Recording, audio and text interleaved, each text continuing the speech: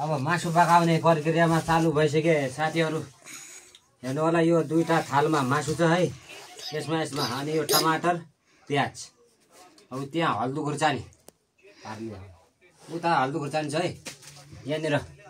ए हेर्नु यो तिमुर गाजन के हालेछ के हालेछ यहाँ धेरै छ है मल मसलाहरू ल अब यो मासु पकाउने तयारीमा गइसक्यो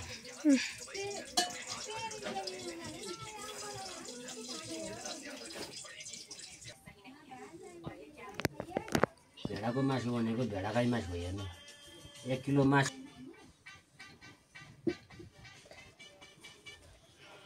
बिहा भयो चाल हामी पहिला प्याज फ्राई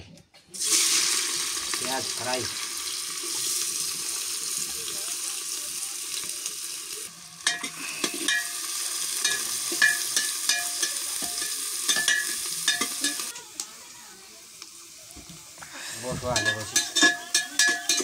राम्रो हुन्छ है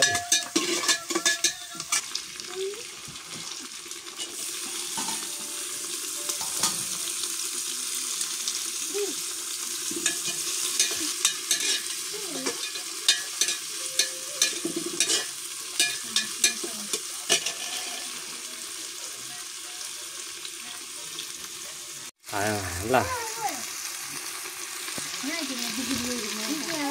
हेर्नु साथीहरू प्याज हाल्यो यसमा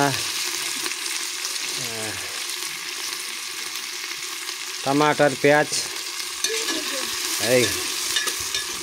सब हालेर यसलाई राम्रोसँग भुर्ने पकाउने यसलाई 2082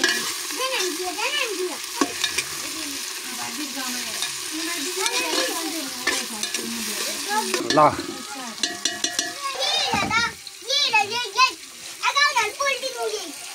अब हल्दो खुर्सानी भन्छन् हाम्रो गाउँघरमा माल मसला हो माल मसला हल्दो खुर्सानी ए त्यहाँ नचला त केटाहरू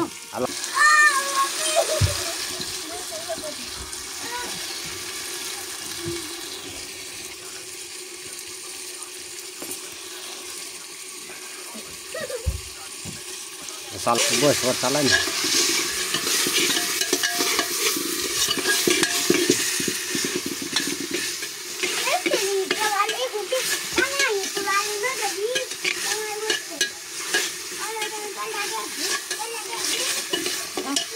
ल मासु पकाउँदै गरेको साथीहरू हेर्नु हाल्दा यो पनि मासु है सबै मासु हाल्ने टन्न हाल्ने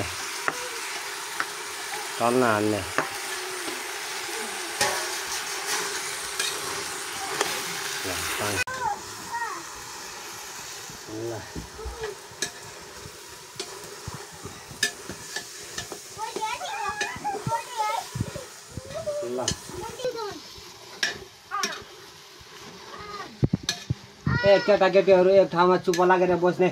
मासु भात पाक्छ मासु भात खाने केही छिनपछि ल अरे कस्ता केटाकेटीहरू साथीहरू हामी गाउँघरमा यसरी मासु भात पकाउँछौँ अब हेर्दै गर्नु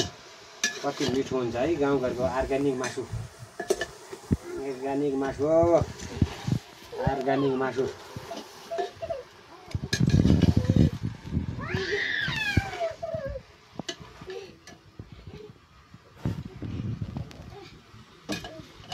अर्ग्यानिक मासु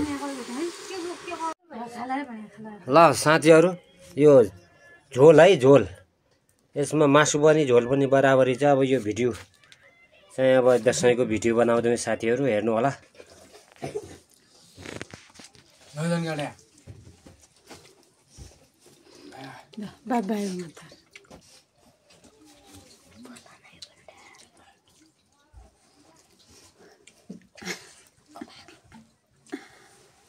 मासु भात टनाटन मासु भात एकदमै खानु पर्छ लाटा एक फेर मन लगेर बजिएको लाग्यो